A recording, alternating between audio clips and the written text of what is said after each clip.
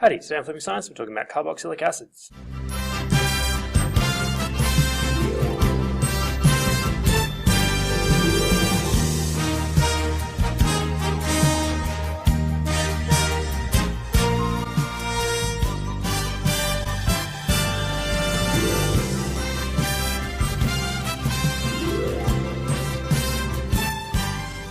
So science understands we're going to look at carboxylic acids are produced by oxidation of aldehydes of primary alcohols. We've already kind of looked at that.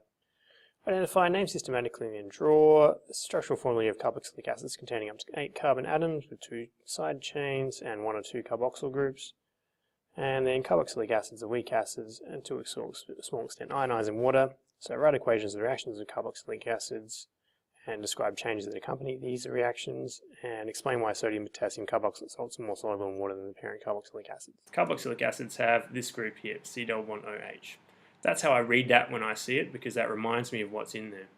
There's a carbon that has a double bond to an oxygen atom, and then a OH group that's attached to the carbon. The reason why it's an acid is because this H here, this hydrogen atom, that can break off and protonate a water molecule to make hydronium ions, and that's why it's an acid, so it loses that H. The suffix at the end is oic acid. They're always at the end of chains, so we don't need to number these. So you use your parent carbon chain, you put oic acid at the end.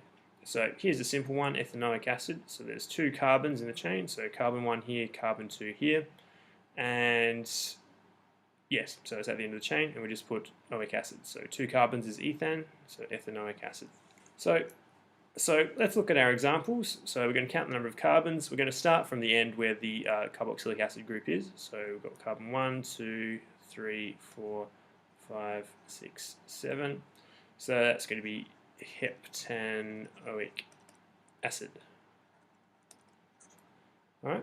We've got some more complicated ones down here. We've got a branch coming off here, so we've got a methyl branch. So we've got carbon 1, 2, 3, 4, 5. So on carbon 2, we've got a methyl group. So 2 methyl, and 5 is pentanoic acid. So pentan, the suffix oic acid. This one over here, we're going to start numbering, so 1, 2, 3, 4, 5, that's our longest chain here. So on carbon 2 we've got a methyl group and an ethyl group. So the ethyl comes first in terms of naming. So it's going to be 2 ethyl, and on carbon 2 there's a methyl group as well. 2 methyl, and 5 carbons, so pentanoic acid. So our parent chain is a 5 carbon chain, so that means it's pentan, so pentanoic acid. Now if you have more than one carboxylic acid group in a molecule, you need to change the suffix to reflect that. Now you don't necessarily need to indicate the number. Now the reason for that is the carboxylic acid groups are always at the end of the chain. So if you have 2, they're going to be at either ends of the chain. The only time you might number is if you have a benzene ring, for example, but that's outside of the scope of the course that we're doing. Our UPAC uses the suffix dioic acid instead. So rather than dicarboxylic acid, just dioic acid. Both of those will be acceptable.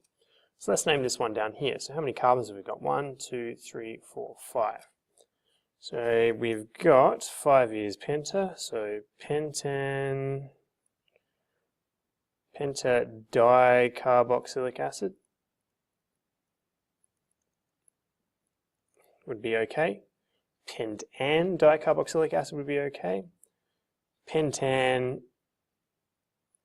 dioic acid would also be acceptable for this one. So one of the key things about carboxylic acids is that they are acids. So because they're acids, that means that they ionize in water. Now carboxylic acids are weak acids. That means they don't ionize completely in solution, only partially. So some of the molecules will do this process, but not all. If we have a look at what will happen, we'll start down here. The carboxylic acid will ionize in solution to produce a carboxylate anion, so a negatively charged ion, the H comes off, and a proton. And that's why it's an acid, because we're making a proton. But in water, that proton will react with water straight away to make a hydronium ion. So the hydrogen ion won't sit around by itself, it'll make a hydronium ion pretty quickly. So I've got a question here. Write an equation showing the ionization of propanoic acid in water. So we'll start with the propanoic acid. So methyl ethyl propyl, C double bond O, OH. There we go. It's in water, so I'm going to show it making the hydronium ions. So we're going to make the carboxyl anion. So C double bond O. Sure that's an O. And then we're going to have O minus down the bottom. So it's ionized. And we're going to make a hydronium ion, H0 plus. I've drawn it as a completion arrow, but that isn't accurate.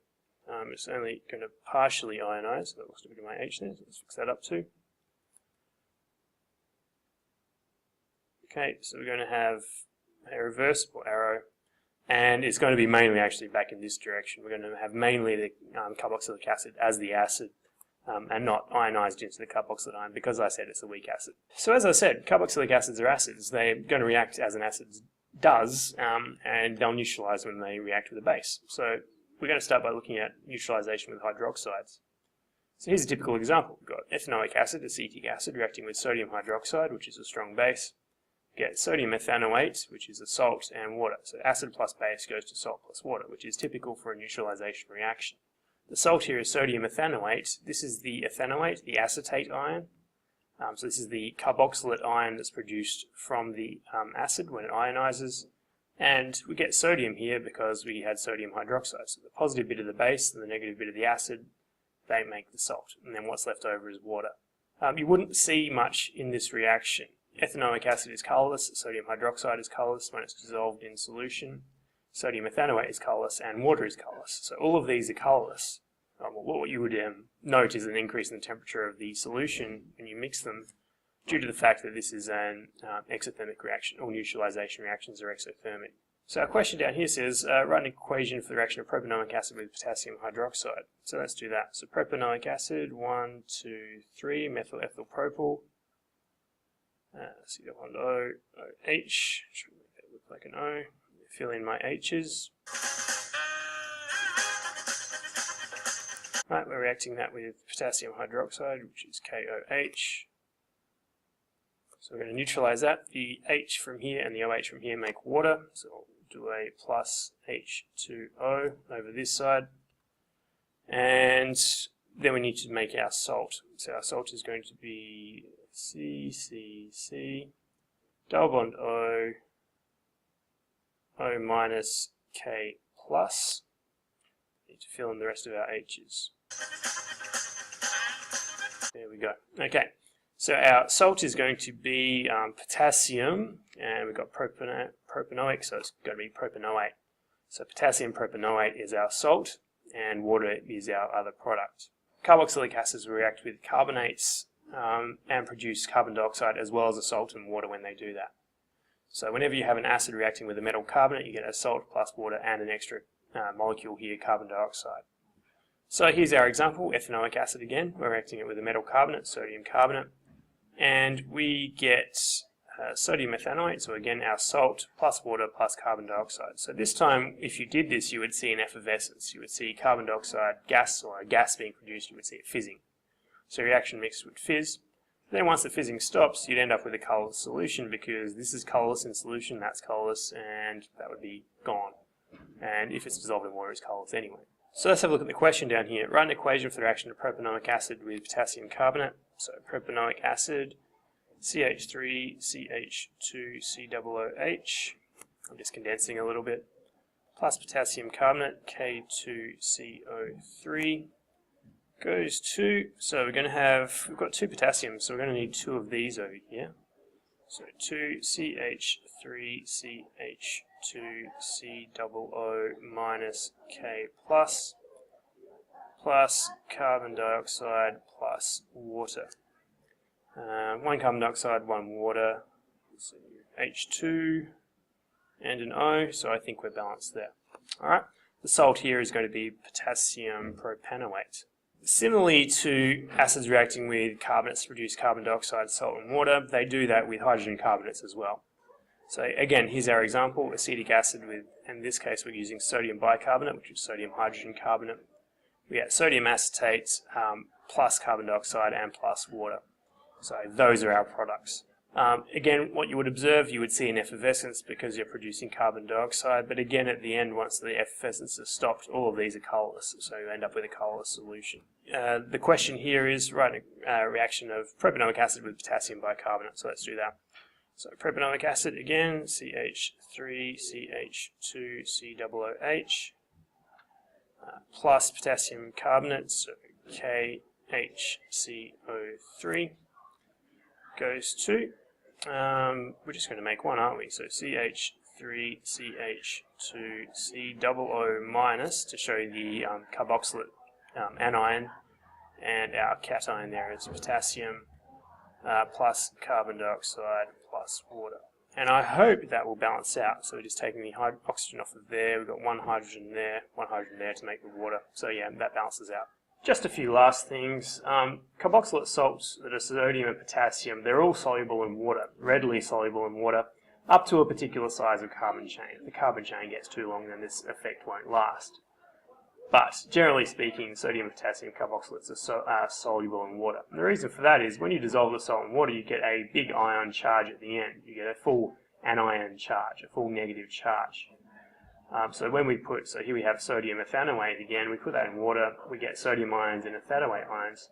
This negative charge here in water means that you will get ion-dipole bonding between water molecules and that negative charge. So down here we can see we've got a negative charge. The positive bit of the other molecule, in this case water, will be attracted to that negative charge that surrounds it. And that makes it readily soluble in water. It won't be able to sit between the water molecules, and it has a secondary interaction with those water molecules, which is the ion-dipole bonding. Last part we're going to talk about today is how many medicines and drugs have carboxyl groups and how they're taken in the form of their salt. Now this relates back to what we said back here about solubility. Here's an example. This is asparagus. Name is acetyl salicylic acid. The question is, where's the carboxyl group? Well, the carboxyl group is here. There's a carboxylic acid group, C double bond OOH. It's also got an ester group here, I think, which is interesting.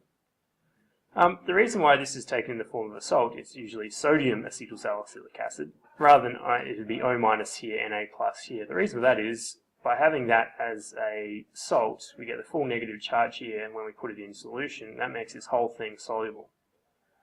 If it's insoluble, it might not be absorbed into your body particularly well. So we turn it into a salt, we take that in as the tablet. The fun thing is, if we need to reform the salt, as soon as this the negative ion goes to stomach acid, where it's quite acidic, it will reform the acid. So we'll get that H back on, and then if that's absorbed in the stomach as the acid, then that will be, that's what you want for your drug, then that's a good thing. So that'll be absorbed and it'll do its job in your body. For some of these, if it is in the acid form, it won't dissolve in water very well. You won't get that ion-dipole bonding if that H is stuck to it. So the drugs are usually a sodium or a potassium salt of these things, if they're a carboxylate salt that makes up the drug. So today on Flippin Science, we looked at carboxylic acids, how they react, and how they're used. That's it for Flippin Science today. See ya.